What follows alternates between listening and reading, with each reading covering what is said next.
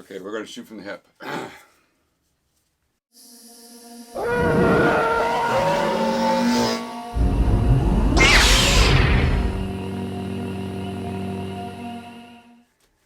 Alex. We're back in the shed. It's 8:30 at night, Tuesday night.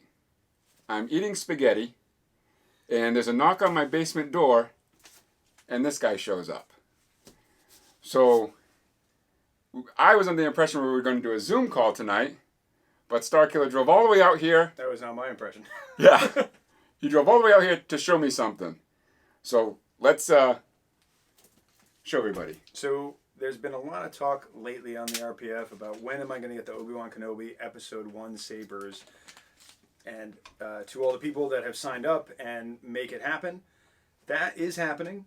Half of those got delivered the other day. But the other project that has been on the back burner since, I don't know, 2005, something like that, has been my Obi Wan Kenobi Revenge of the Sith sabers, which I started an interest thread maybe 3 years for. Had some of the machining done, and some of the parts ended up no good. And so the project got put into development hell for quite a while. But I finally managed to salvage it, and that's what I brought. All right, let's see it. I'm excited about this. Okay. Like, to recap, the pommels got destroyed, right? Yeah, the pommels got destroyed. The original intention was for... So, when they made the lightsaber props for Revenge of the Sith, even the heroes, 9 times out of 10, were a combination of metal and resin or other plastic parts, because they wanted to keep them light for the actors to wear on their belt, but at the same time, certain parts they wanted to have solid so they weren't sort of breaking and chipping along the way. Yes. A couple of years ago, Prop Store put up for auction one of the Obi Wan Kenobi hero lightsabers. It had a lot of differences from what people were used to seeing in terms of color and materials, but it was a hero, and it shows up in the fight scene between Anakin and Obi Wan in Revenge of the Sith. I think it also shows up in the beginning part on General Grievous's ship. And you did a video a while back converting a Korbanth one to it, right? It has the darker. Yes, because there's one in the archives today. Right. And when I saw that, I was like, ooh, I got to have it. So this is a replica of that version of Obi-Wan's lightsaber. It is composed of a whole bunch of different materials. Some of it's aluminum, some of it is machined Delrin, some of it is a resin casting.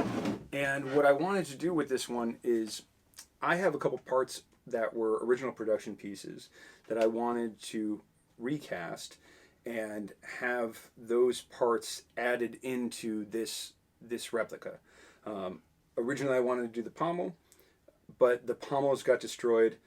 However, this version, the Prop Store version, the pommels on it was aluminum anyways. So I can say that because I was shared some footage from in the archives, and you can see it's aluminum. You can see the tooling marks on it. But the control box is resin. Yep. And this is actually cast off of a production made piece. This is a chrome plated resin control box that was a production made Revenge of the Sith piece. The rest is a mixture of different materials to capture the Prop Store version. Wow. Okay, so the booster and grenade are aluminum too? Yeah. The parts that I didn't have in terms of like to recast from original production pieces, I had those machined and approximated the look of the original prop. But since I had this one, I wanted to stick with. And the gear looks very nice too. This color you match perfectly. This is copper. This is just raw copper. Really? Yeah. This is a raw copper bezel. The gear. One thing you'll notice is that it has a different color than the chrome on the control or on the clamp here. This is actually a nickel plated steel. Nice. So it has a sort of offset tone to it.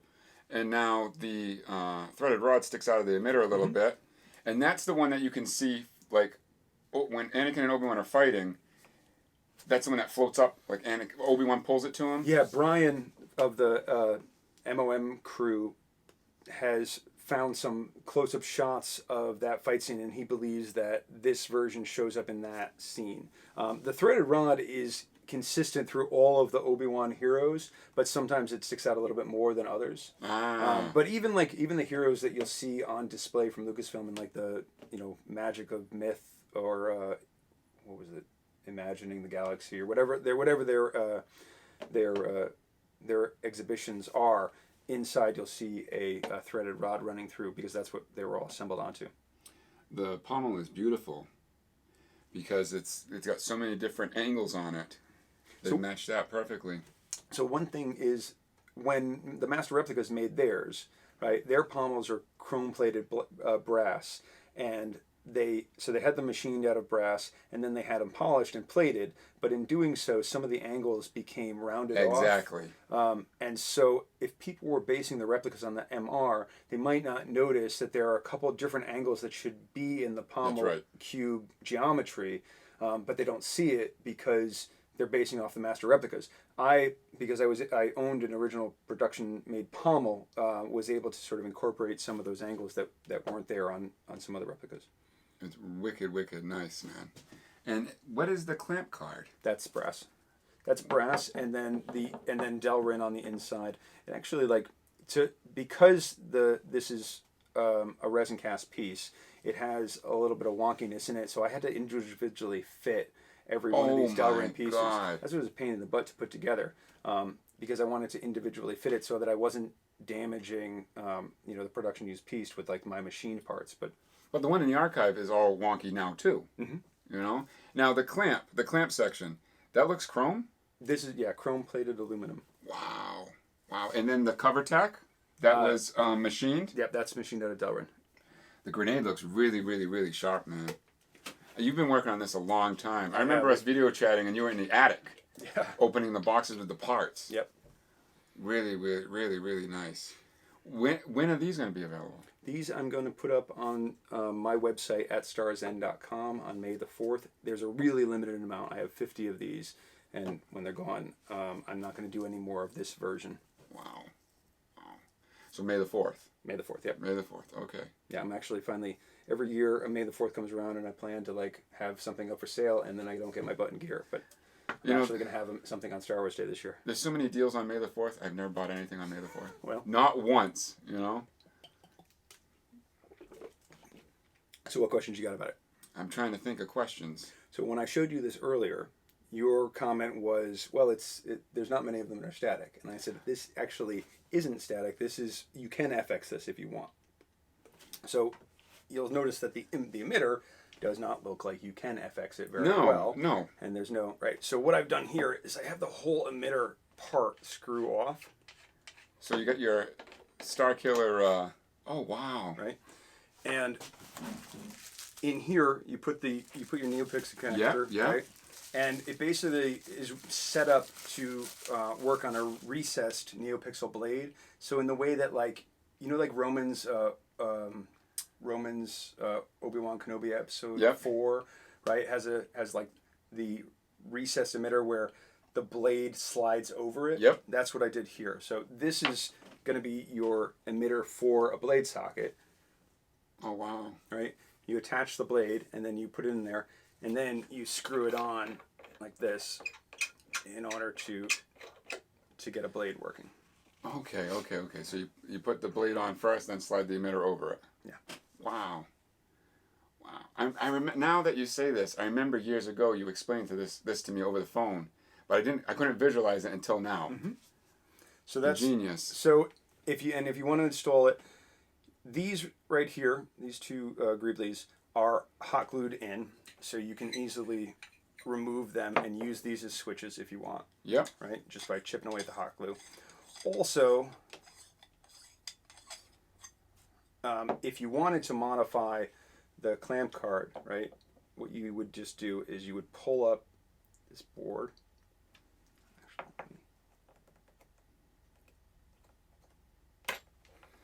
Oh wow! And then you can put two tack switches in there. So you would just have to drill through the resin board, and there's holes underneath, so it goes through. So you could put two tack switches in there, and then use this as your activating board. What I've recently learned now with this FX stuff is it doesn't necessarily have to have two buttons anymore. No, yeah, a lot because they can do it with the gyro compass inside. I know. I mean, that's how long I've been working on this one. Yeah. And then for sound venting, right? Can I see your? What do you need? Your Allen's right there. Oh, these are nasty ones. You want these? Okay, give me the Metric or yeah, stick? metric.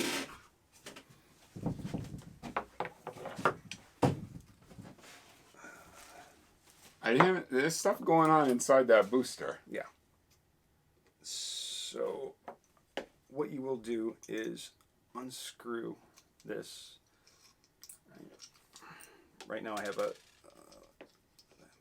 piece just there to hold it in nice and tight. And then you Son of a gun. twist this around. Oh my goodness. Let me find the hole. There we go. Look at that. And reattach With the cover tech. with the cover tech. Ingenious, man. And that allows you to vent sound here in a little gap, right between Son the, of a between gun. the pommel and the booster. That's crazy.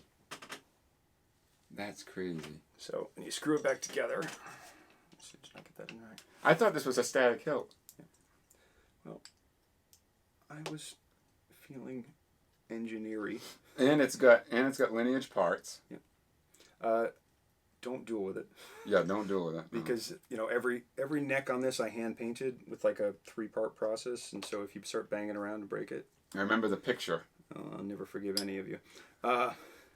And also the control box is a resin cast that's chrome plated too, so you don't want to be sort of banging around with it too much. But I found that like actually with the FX sabers I've had lately, which I was never an FX guy, but I don't even really put blades in them. I just like winging around hearing the sound. That's my 5-year-old self. It's probably a good thing that I don't put blades in them. I hurt myself more often.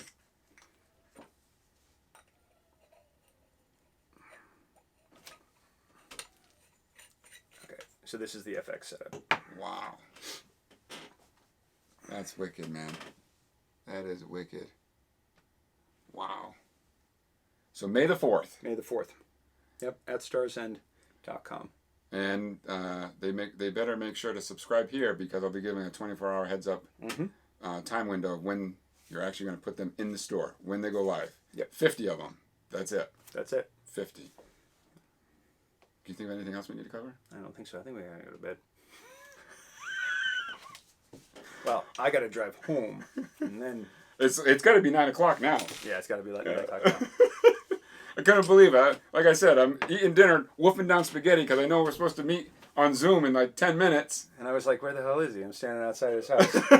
Starkiller comes in. What's up, dude? Jumps on my couch. But, well, thanks for coming out here.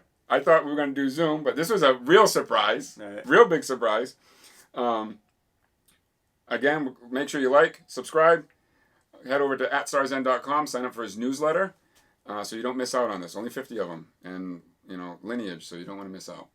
Starkiller, thanks so much for coming out here, sharing this, and have a safe trip home. And we're out. Sign us off. And we're out.